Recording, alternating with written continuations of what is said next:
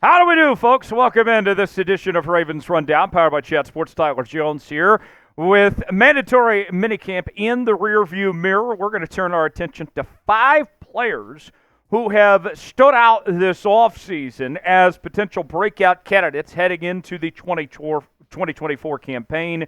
We'll go over those coming up in just a matter of moments. Before we do, in case you missed it, the news out this morning, the Ravens' new alternate helmet has officially been revealed, as you can see on the screen right here. Purple with the gold face mask involved here. The Ravens only going to wear this one time. It's not the permanent helmet. We don't know which game they'll use it in yet, but what do you guys think? I think it's okay. I don't hate it. I don't love it. I'm just kind of somewhere in between. I can live with this, basically. How would you grade it for me? A, B, C, D, or F? I'm going about B- on the new helmet here.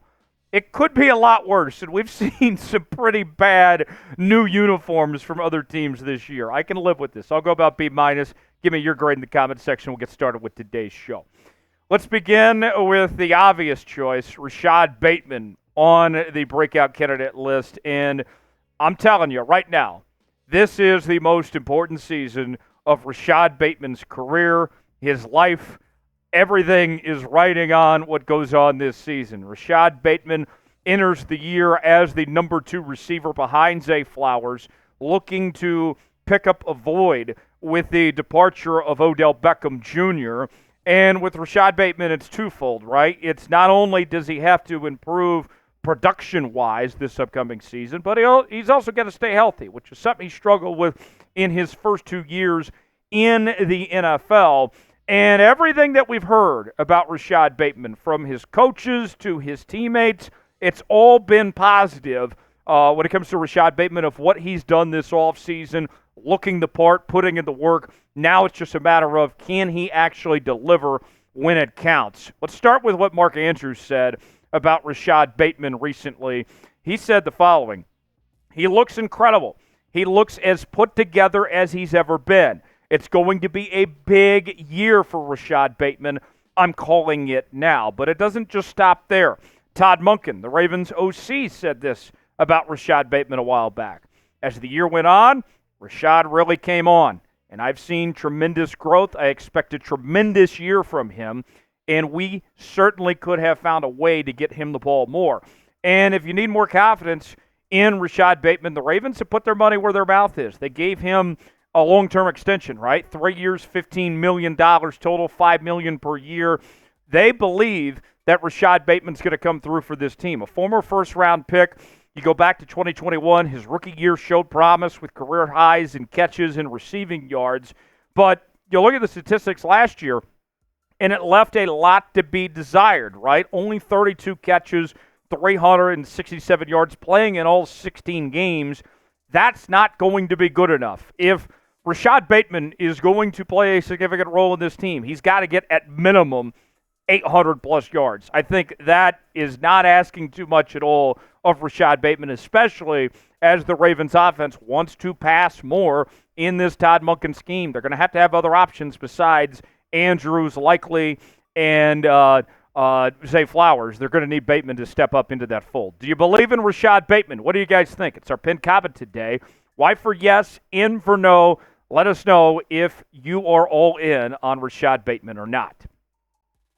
Next on the list, let's go to the defensive side of the ball. This is where we find linebacker Trenton Simpson. Trenton Simpson stepping in to replace Patrick Queen as the starting inside linebacker next to Roquan Smith this year. This is a huge season for Trenton Simpson. If you go back to what he did in 2023, we've said it before, we'll say it again. It looked like a deer in headlights at times. But then you go back to that final week of the regular season against the Pittsburgh Steelers, and it felt like that it started to click, that a flip was switched for Trenton Simpson, and that is carried over into the offseason. And so far, everything we've heard, he's doing it right. And in particular, he impressed the guy that he's going to be playing next to, Roquan Smith. Smith had this to say recently about Simpson. I think he's going to surprise a lot of people. He doesn't make the same mistakes over and over, I know he don't understand how fast, how explosive, how powerful he is. And one thing I'll say, too, Patrick Queen was tremendous, right? I'm not going to use this platform to kind of, talk down on Patrick Queen. But what I will say is it's no secret that Patrick Queen's play did not elevate to what it was until Roquan Smith showed up in town. And I think for Trenton Simpson, you're going to see that his play will elevate, that he should come along quicker with getting to play next to a guy like Roquan Smith. That should make his play better. And here's what we're talking about as far as that breakthrough he had, the 7 tackles, a sack against the Pittsburgh Steelers.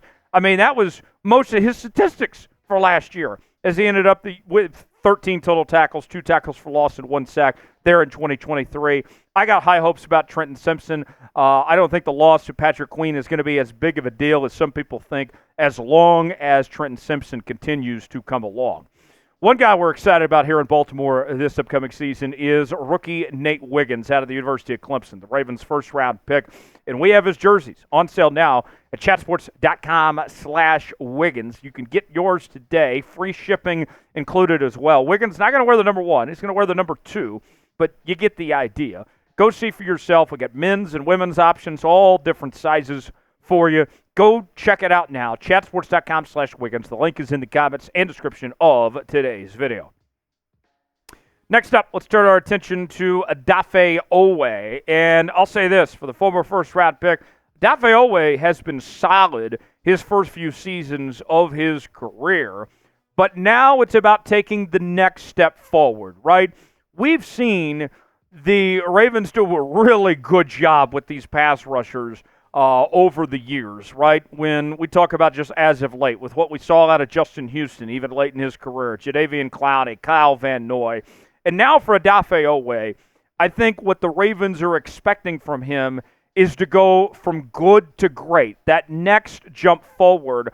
And we saw part of the flashes of it, if you will, in OTAs. Ryan Mink tweeted this out a while back, saying the following, back on May 28th. Odafe Oweh was an absolute menace at today's Ravens OTAs practice, both as a pass rusher and a run defender, which is critical to be good in both roles. Not just get after the quarterback, also stop the run as well.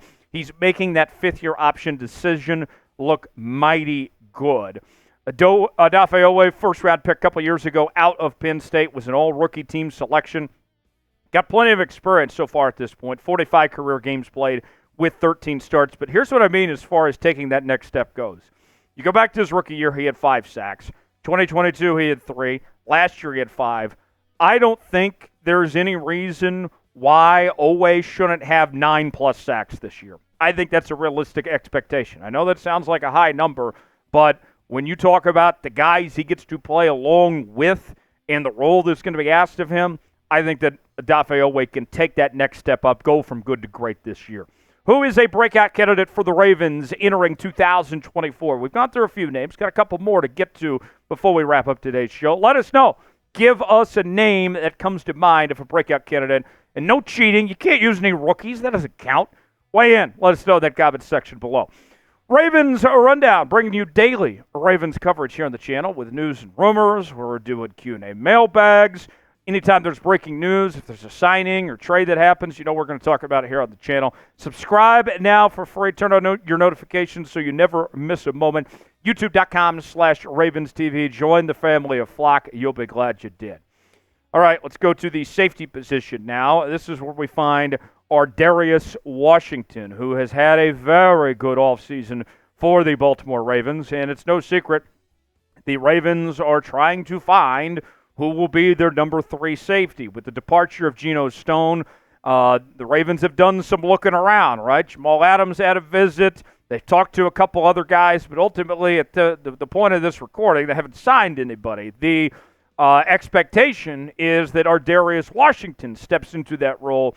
And remember, Geno Stone last year, second in the league with 6 interceptions. What we've heard about Ardarius Washington, which is very good news for Baltimore, is not only has he had a good offseason, but he's actually looked pretty similar to Geno Stone. So the best replacement for Geno Stone could just be another version of Geno Stone, if you will. Check this out from Ryan Mink of BaltimoreRavens.com. recently on Washington. Ardarius Washington, who came up with a tip pass interception Thursday, is probably the leader, referring to getting that number 3 safety spot. He has a nose for the football similar to Stone, who led the AFC in interceptions last season. Washington, he's come a long way from being an undrafted free agent out of TCU back in 2021. And staying healthy, going to be another key as well. Spent most of 2023 on IR with the chest injury. Not a ton of experience for Ardarius Washington. Just 8 games played in his career at this point with 1 start. But you look at the statistics. In the 2 games that he did play last year, kind of made the most of it. Was pretty solid with 11 total tackles, 1 tackle for loss, 1 sack, and 2 pass breakups last year. Last on our list is Ben Cleveland, and I would say that there is a ton of pressure on Ben Cleveland heading into training camp. Of all 5 of these guys that we're talking about today, no one has more pressure on them going into camp than Ben Cleveland does. We've seen flashes from Cleveland when he's gotten opportunities to fill in, get those spot starts. He's looked good. But now it's a matter of showing that consistency, right? Putting in the everyday work to not only earn the starting right guard job, but to keep the starting right guard job. Ebony Bird had this to say recently about Cleveland and the situation that presents itself. Cleveland has received a handful of spot starts when the need has arisen over the last few seasons, but his performance has been fairly average in that action. By no means is he entrenched as a starter, and that Falele move only reinforces that concept for this staff. And here's what we're talking about when it comes to Cleveland of what he's done when given opportunity. You go back to last season in 2023, in week 17 and 18, when he got to start both those games, had an impressive PFF grade, a total of 85.9. That's no joke. Didn't allow a single sack. 37 career games played with 7 starts. The overall numbers were really solid from PFF last year. A pass block grade of 80.7, 68.2 overall grade, 64.6 run block grade, and most importantly, no sacks allowed. The Ravens are going to need to see more of that from Ben Cleveland if he's going to get this job. Will he be the Ravens starting right guard, or will they go shopping and try to find somebody else? What do you guys think? Yay or nay on Ben Cleveland? I'm saying yay, although I still need to see more, but I believe it will happen. Let us know what you think, and we'll see you next time here on Ravens Rundown.